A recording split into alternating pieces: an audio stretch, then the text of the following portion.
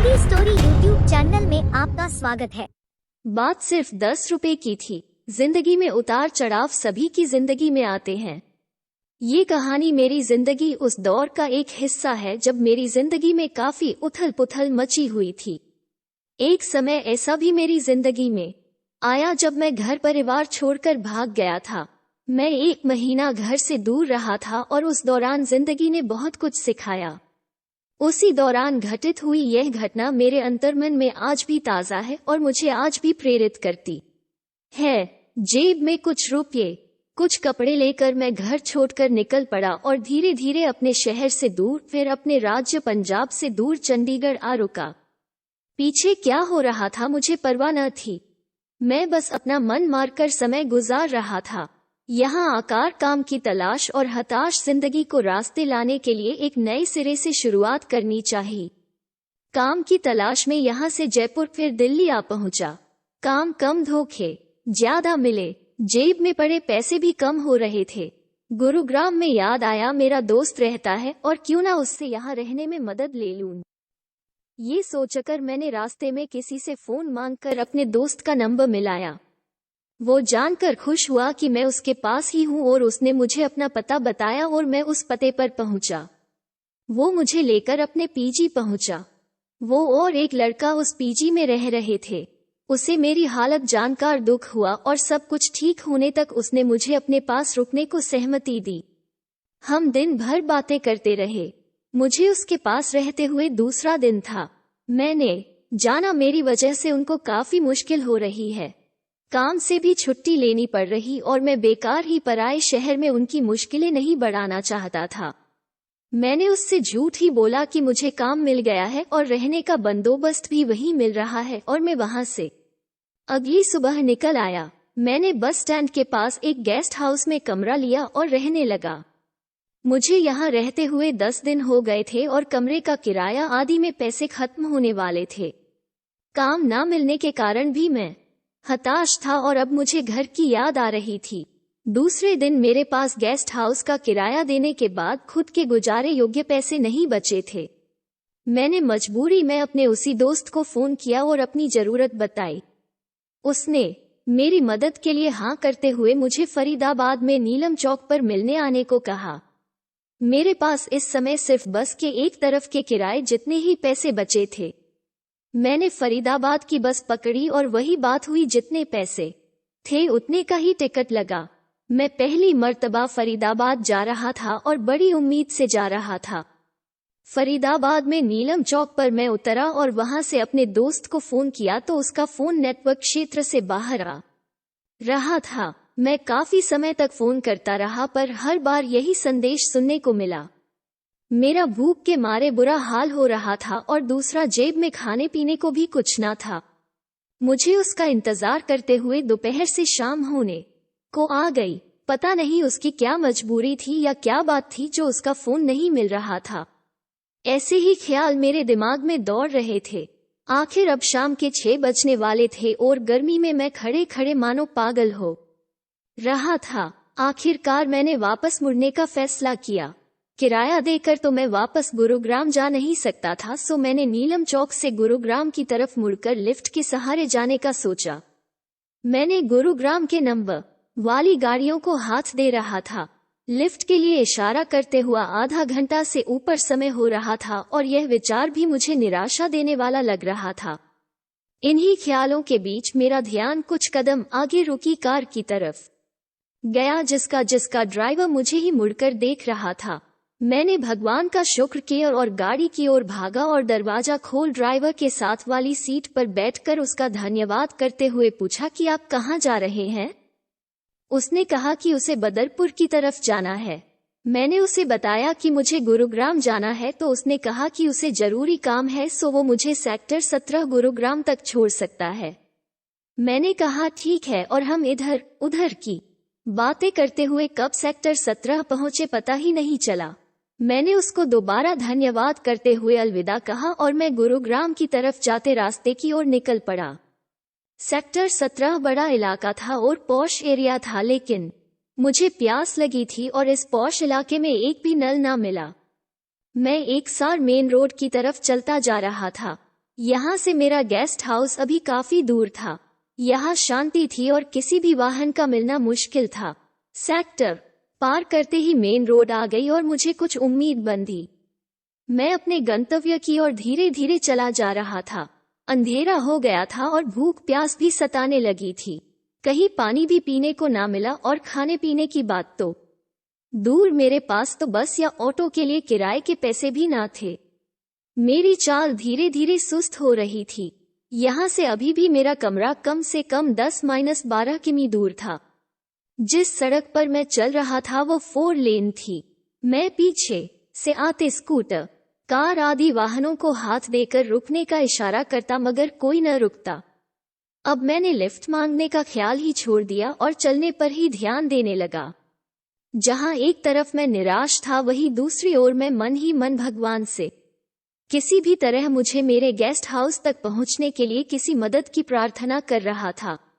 रास्ता जल्दी तय करने के लिए मैंने अपनी चाल तेज की और अभी कुछ ही कदम आगे बढ़ा था कि मेरे आगे मुझे एक रेड़ी जाती दिखाई दी। ये रेड़ी एक लड़का ठेल रहा था जो महज 10 साल का होगा और कद में मुझसे 2.5 फीट छोटा होगा।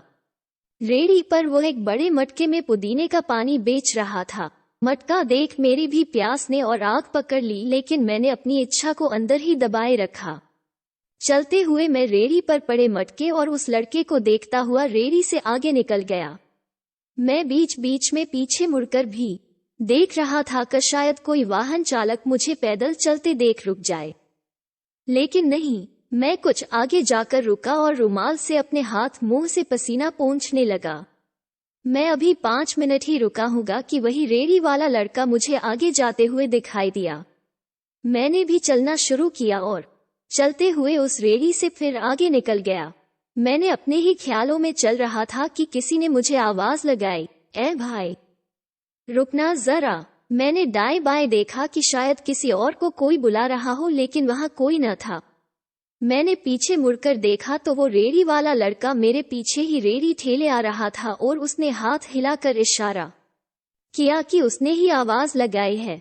मैं रुका और इससे पहले कि मैं उसके पास आते ही कुछ पूछता, उससे पहले ही उसने पूछा, क्या हुआ भाई, किसी मुश्किल में हो? मैंने कहा, नहीं तो। उसने कहा, नहीं लगता तो है, कुछ तो बात है। पहले भाई ये बता, पानी पिएगा? उसकी बातों का जवाब देने से पहले ही उसने एक गिलास ठंडा पानी भरकर मेरे हाथों में थमा दिया। मैंने ये जताते हुए कि मुझे ज्यादा प्यास नहीं लगी, धीरे धीरे घूंट भरकर पानी पिया और गिलास उसे वापस दे दिया। उसने फिर पूछा, भाई और दून?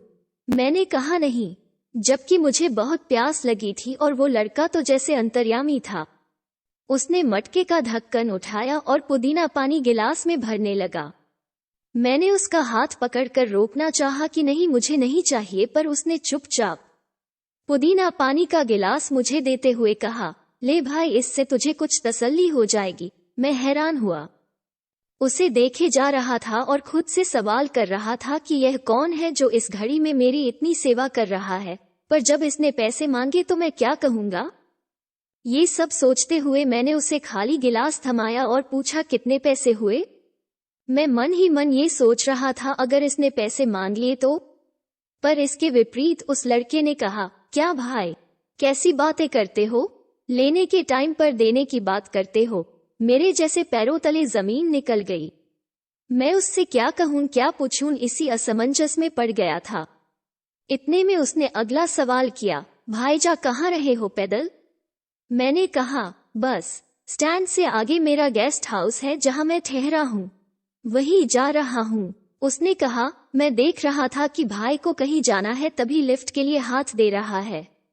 मैंने हाँ में सिर हिलाया और उसे धन्यवाद कहकर आगे बढ़ने ही लगा था कि उसने फिर आवाज दी, भाई रुक तो, ऐसे कहाँ जा रहे हो? कोई लिफ्ट नहीं देगा। ऐसा करो भाई, तुम कोई ऑटो या बस में चढ़ जाओ, तभी जल्दी पहुंच पाओगे। मैंने कहा, हाँ ये तो है। ये जानते हुए कि मैं ऑटो या बस का किराया नहीं दे सकता था, फिर भी उससे मैंने कहा, ठीक है, मैं देखता हूँ कोई ऑटो या बस मिल जाए। उसका दोबारा धन्यवाद करके मैंने हाथ मिलाया और आगे चलने लगा। उसने फिर आवाज लगाई और जब मैंने मुड़कर देखा, वो रेड़ी छोड़ 2 कदम भागकर मेरी तरफ आया और बोला, भाई ऐसे कैसे बस या ऑटो में बैठ जाएगा? किराए के बिना कोई भी नहीं लेके जाएगा। उसकी बात सुन मेरी सांसें रुक गईं। वो छोटा सा लड़का मेरी स्थिति को कैसे भांप गया था? मैं यही सोच रहा था, कहीं भगवान ने मेरी सुन ली थी, या ये लड़का ही इतना समझदार था जो पानी पिलाने से लेकर हर मदद को तैयार था।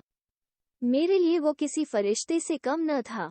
इससे पहले कि मैं कुछ बोलता वो लड़का अपना पर्स निकालने लगा। मैंने उसे रोका और कहा, नहीं यार, मुझे पैसे नहीं चाहिए, मैं चला जाऊंगा। वो बोला, भाई मैं जानता हूं कि तेरे पास पैसे नहीं है। उसने अपना पर्स खोला। उसमें शायद उसकी दिन भर की कमाई के 100-120 रुपये होंगे। उसने 10 रुपये का नोट निकाला और मेरी ओर बढ़ाया। मेरी आंखें खुली रह गईं।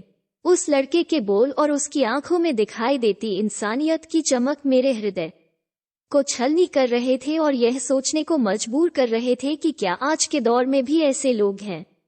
मैं खुद को उस लड़के के सामने उस समय बहुत छोटा महसूस कर रहा था।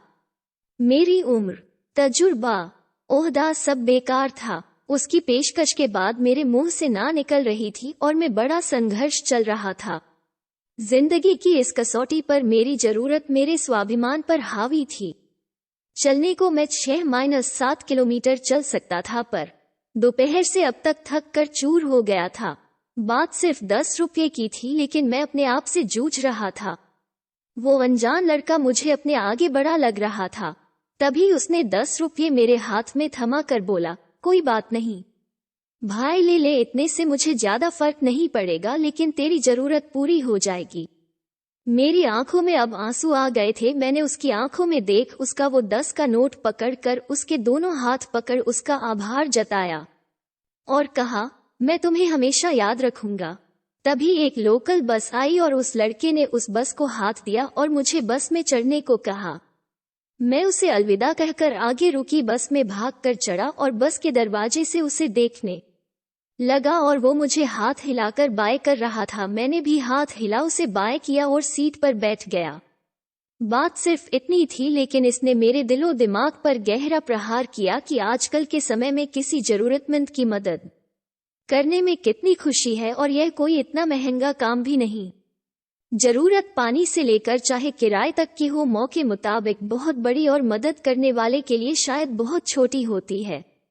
आजकल की भागदौड़ में किसी की मदद में कम ही हाथ उठते हैं, लेकिन बजाय बड़े दान पुण्य के यही सबसे बड़ा पुण्य है और इंसानियत ही सबसे बड़ा धर्म है। और यह मैंने उस दिन सीखा। उस दिन रात भर मैं सो न सका और उस समय के हर पल को याद करता रहा।